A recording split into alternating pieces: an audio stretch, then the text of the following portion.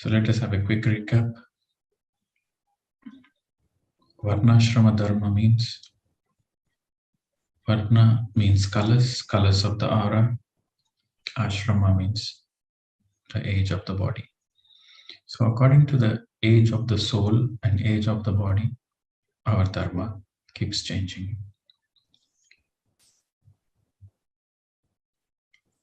See, in our tradition in India, there is a certain classification of Brahmins, Vaishyas, Kshatriyas, Sudras. This classification is based on the Varna Ashrama Dharma. And again, we have in Hinduism, Hinduism is not a religion as such, it's a way of life. So we believed in Vasudhaiva Kutumbakam. That means the whole planet Earth is one family. So there was never a hierarchy in the caste system. It was later on, people for their political needs, they have built up certain hierarchy. But our ancient Hindu scriptures, they spoke about Vasudhaiva Kutumbakam and Varnashrama Dharma. So that means whatever the age of the soul you are in, we all are one family. It's just that if a person is having only few lifetimes, he's taken care in a certain way. A person who has more lifetimes is taken care in a certain way. A person who is very old soul, he is taken care in a certain way and he has more duties. So that means as the age of the soul progresses, the dharma increases. So I gave an example yesterday about Dharmaraja. Before giving judgment, he first asked, what do you do? There was an investigation. What do you do? So that by asking what profession you are into, what do you do? By having this interrogation, he understands what is the age of his soul. So accordingly, the punishment has been decided. But the Brahmin gets the most punishment because he knows what is truth. And knowing what is the truth, he has committed something bad. So he gets the maximum punishment. So after the Brahmin, a Kshatriya. The role of the Kshatriya is to protect. The role of the Brahmin, when I say Brahmin, that means he has a Brahmagyan. It doesn't mean he is born in the Brahmin family. Any person who has a Brahmagyan is a Brahmin. Any person who has the tendency to help others, to protect others, he is a Kshatriya. A Kshatriya will give his own life to protect his family, to protect his community, to protect the land, the country. So he is a Kshatriya. Then the next is a Vaishya. A Vaishya is a person who does business, trading. And there is also a Vaishya Dharma, where when he trades, he makes more money and he has to share the money for the welfare of the society. And then the next category was the people who do the hard work, physical labor. Sudras. Their mind is not fully developed. Their intellect is not fully developed. A Sudra works using the body. A Vaishya works using the mind. He does the business using the mind. A Kshatriya uses intellect. And a Brahmin uses wisdom. But everybody is needed. We need the farmers. We need the workers to build the house. Without farmers, without workers, the society cannot survive. Without traders, the society cannot survive. Without Kshatriya, there is no safety, security. Without a person who is having the Brahmajnana, he cannot advise the king what is right, what is wrong.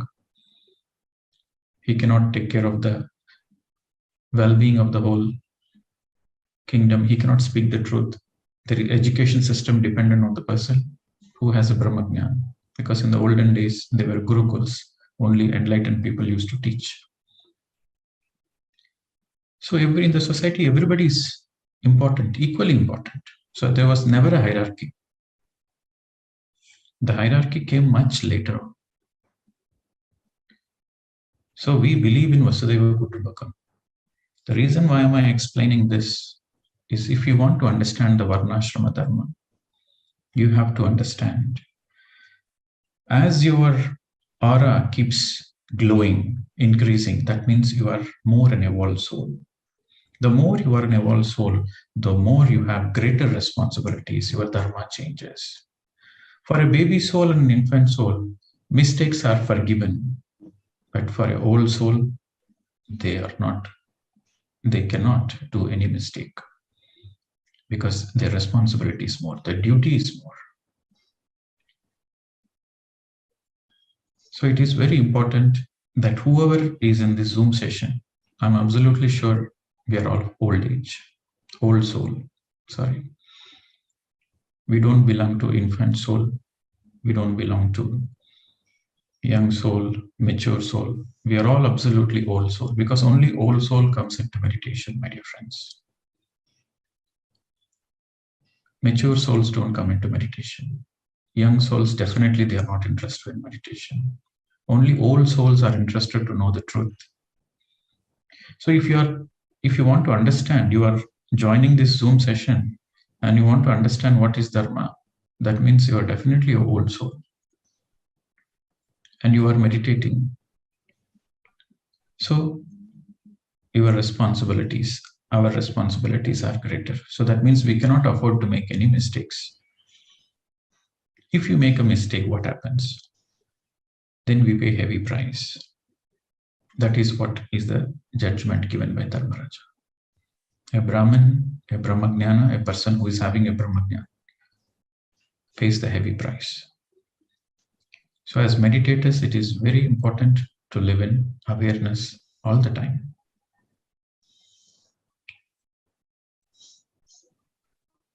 What is Dharma? Dharma simply means duty.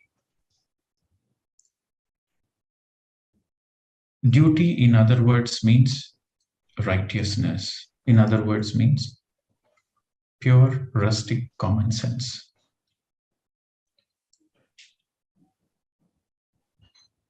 When you are doing your duty, you are in Dharma.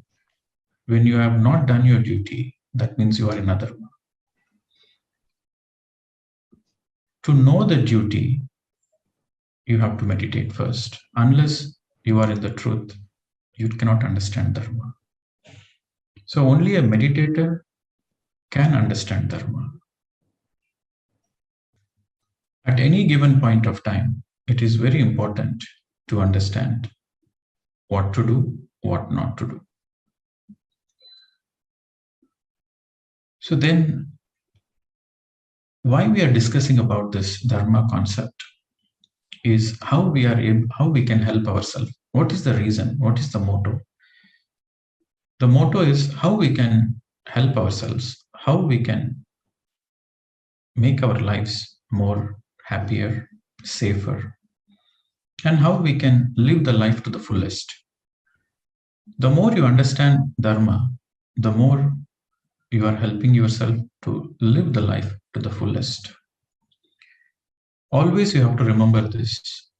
Dharmo rakshati rakshitaha. That means when you take care of your Dharma, when you take care of your own Dharma, that Dharma which is taken care by you will in turn protect you, will in turn safeguard you, will in turn take care of you. You don't need to do anything, just take care of your Dharma. That Dharma will take care of you. Dharmo rakshati rakshitaha. At any given point of time, you're always doing your dharma, then you don't need to fear anybody. Your life is taken care. See, we sometimes go through ups and downs.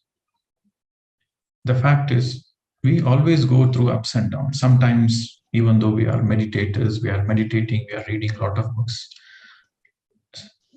The more you meditate, the more your karmic baggage gets cleared. Once your prarabdha karma is cleared, then you bring the karma from the sanchita. So only meditators will have more challenges, because the more the challenges, the more you are working on your karma. So you feel sometimes down, you feel sometimes insecure, sometimes you feel like you cannot adjust, or you may not be understood by your family members or by your society. In family situations where within one family, there might be a very old soul, and also there might be a young soul, a baby soul. All in one physical family, we have many soul combinations also. So how can we live a balanced life? How can we maintain equanimity? Equanimity means you feeling a sense of well-being in any given situation. That is equanimity. So how can, in all the situations, in all the ups and downs, how can you be composed? How can you be calm, cool, and composed? When you are able to be calm, cool, and composed in any given situation, in the challenging situations, when there is some situations which threaten you, or situations which are happy situations, sad situations, any kind of situations, you are composed. That means you are in equanimity. So how can you maintain it? How can you have that feeling, the wellness that I am taken care, I am enjoying my life, I am happy in my life? That comes only when you follow your dharma. At any given point of time in your life, if you are not feeling taken care, your life is not happy, that means the first and the foremost you have to remember is, if I do my dharma, I will naturally be happy. And I want all of you to experiment. Whenever you do your dharma, there will be a smile on your face. There will be happiness radiating in your heart. When you do your dharma, you will sleep happily. If you don't do your dharma, the sleep also you will not be peaceful sleep. And there will be a lot of health problems. There will be a lot of mental worries. Whenever you are having mental worries and not having a peaceful sleep, that means you are not doing the dharma. So to understand what is my dharma, that is the question. How do I know what is my dharma? What should I do? That we will discuss. So this is where the types of the dharmas comes. These types of the dharmas we all have to do in our day-to-day life. So please note down very carefully. The first comes Dhyana Dharma. Dhyana Dharma, the most important dharma of all the dharmas. We have many dharmas, but the first and the foremost, the most important is Dhyana Dharma. First comes first, second comes second. So the first is Dhyana Dharma. That should be given the highest priority. What is Dhyana Dharma? Dhyana Dharma means we have to meditate every day without exception. Every day. Like we take food for our body, meditation is the food for the soul. Every day we have to nourish the soul.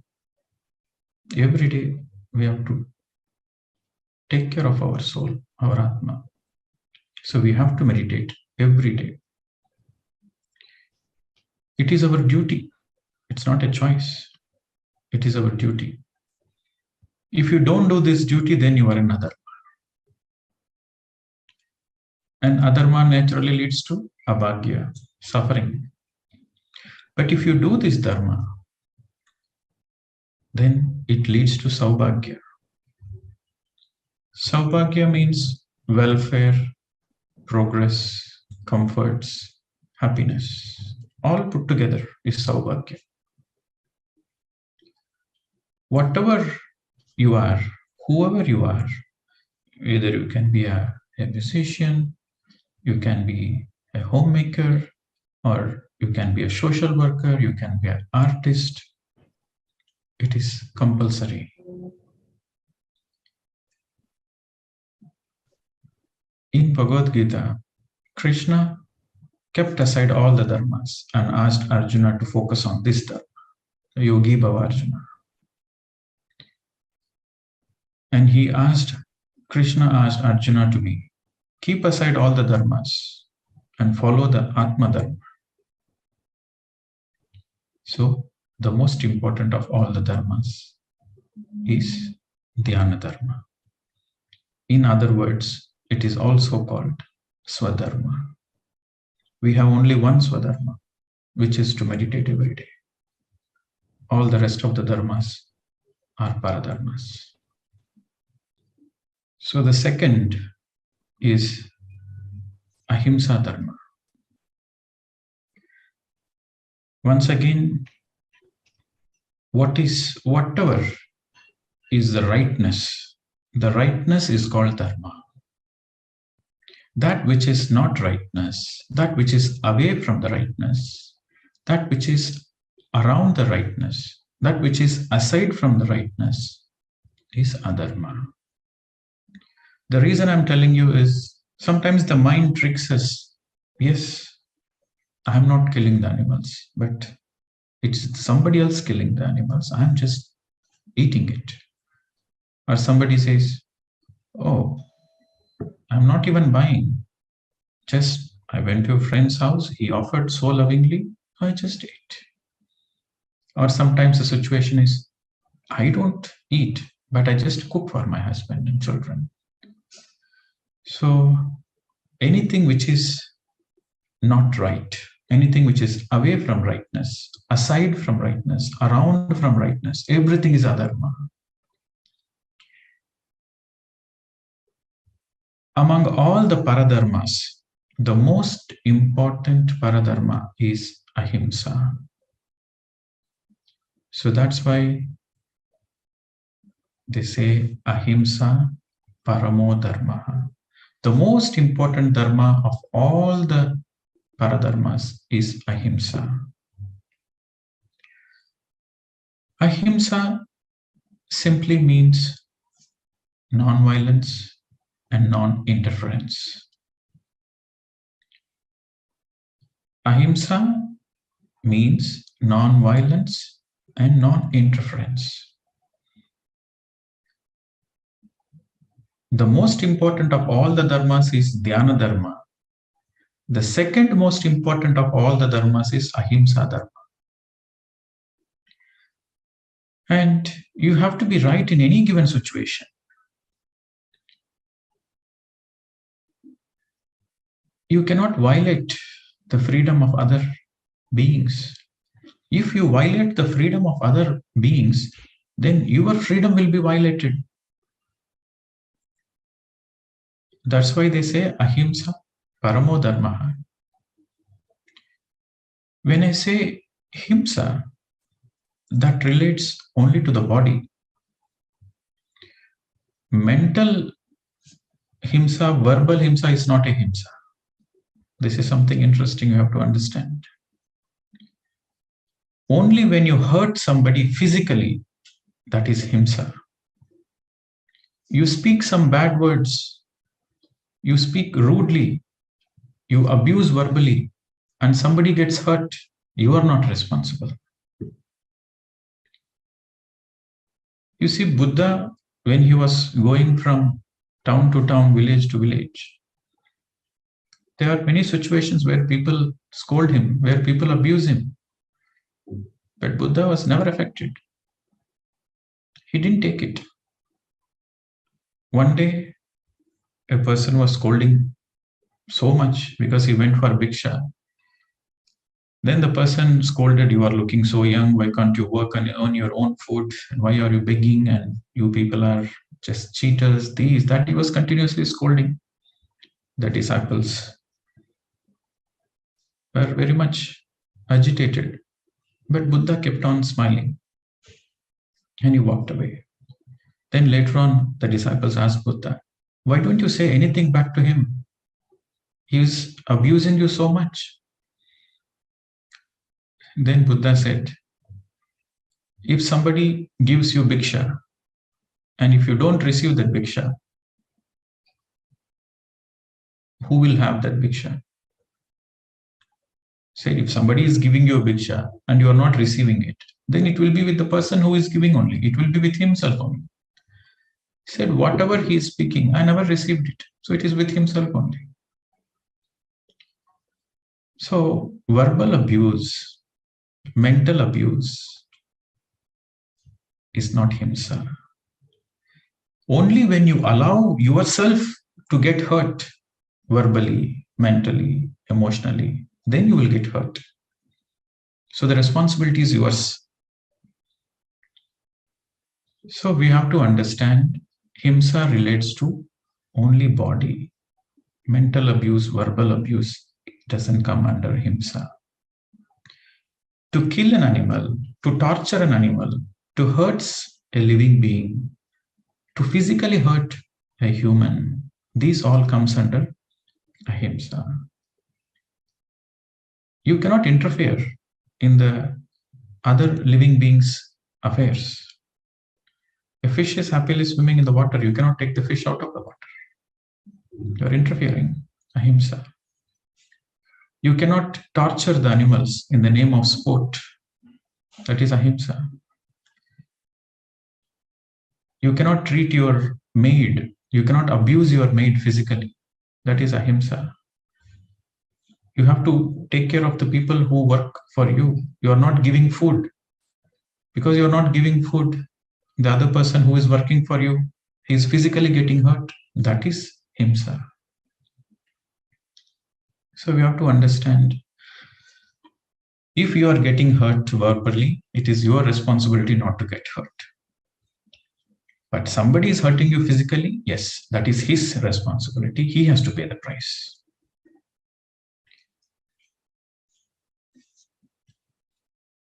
Law of karma applies in any given situation. What you do comes back to you. You physically harm somebody, you are in Ahimsa, the Ahimsa will come back to you. This is pure law of karma. So once again, Ahimsa Paramo Dharma. Ahimsa relates to physical. Because of your action, any living being is physically hurt. That is Ahimsa. The second most important dharma among all the dharmas. Okay. Here we have to understand that we should not mind others' opinions. We should not mind others' words. So that doesn't come under Ahimsa. But physical torture is Ahimsa. For example, you kept a bird in the cage. It is a physical torture for the bird. The animals which are kept in the cages are physically tortured. They might give food to the animals in the zoo, but they are still caged. So it's still Ahimsa. So that which affects physically is Ahimsa. But if you are getting affected verbally, then that means you are taking others' words, others' opinions into your mind. That is your free choice. Nobody is forcing you to take others' opinions because you don't understand the truth, because you don't know anything about yourself. Because you don't know anything about yourself, you think what others saying is right. So that is your ignorance. So because of your ignorance, you are suffering. So your suffering is because of your ignorance when somebody verbally abuses you. So that doesn't come under Ahimsa.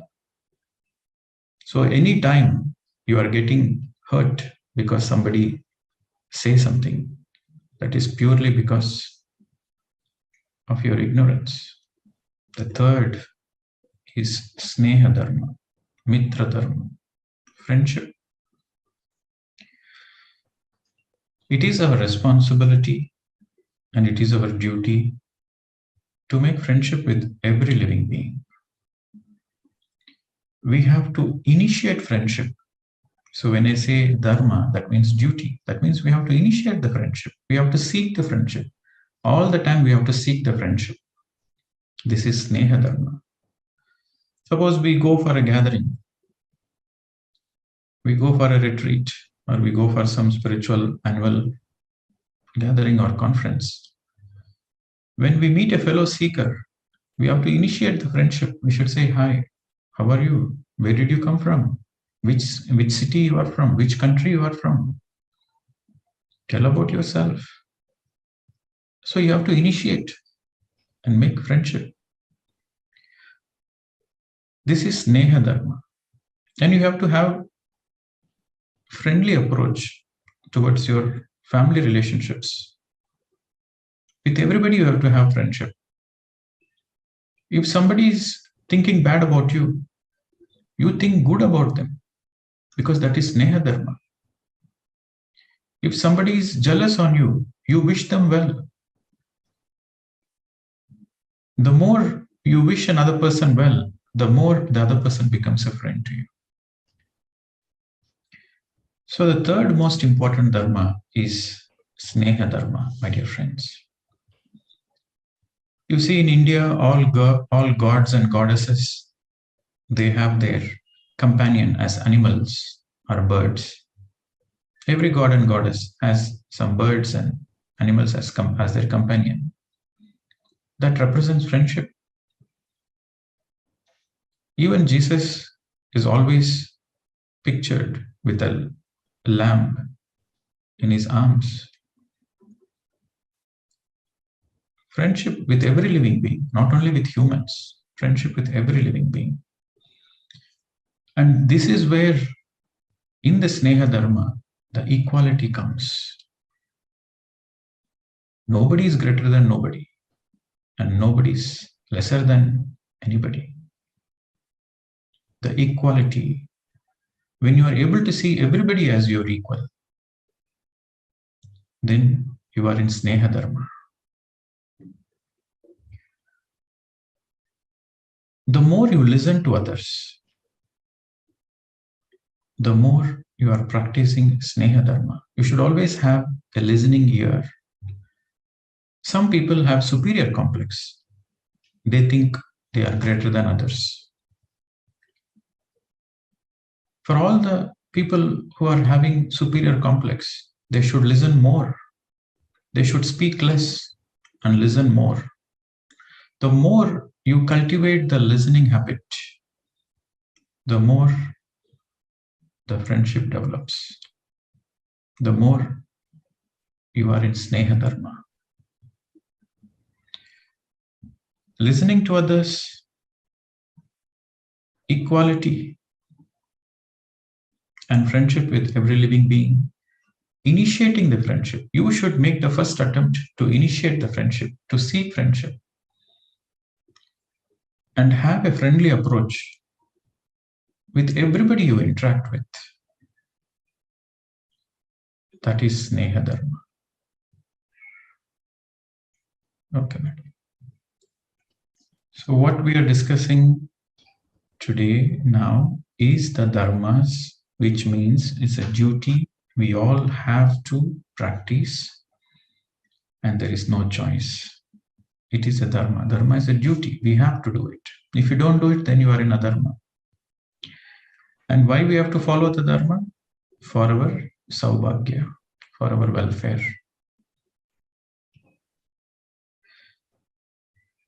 So I'm going to give you 10. So today I have given you 3. And we'll continue it tomorrow. It's a quite interesting subject, a deep subject. You have to contemplate. When you are writing down the points, you reflect that, am I following this dharma? Am I doing this duty? If not, I will immediately integrate in my life. So that should be our approach and attitude. Okay, friends? We'll discuss the rest of the dharmas tomorrow. And I hope you are integrating what all we discuss, you are integrating in your day-to-day life in terms of journaling, practicing mindfulness. We have almost come towards the end, only 3 more days left. So practicing mindfulness really helps you to be aware. So practice mindfulness when you're eating, when you're cooking, cutting vegetables, cleaning the houses, when you're taking shower, practice mindfulness. Thank you very much. See you tomorrow. Namaskar.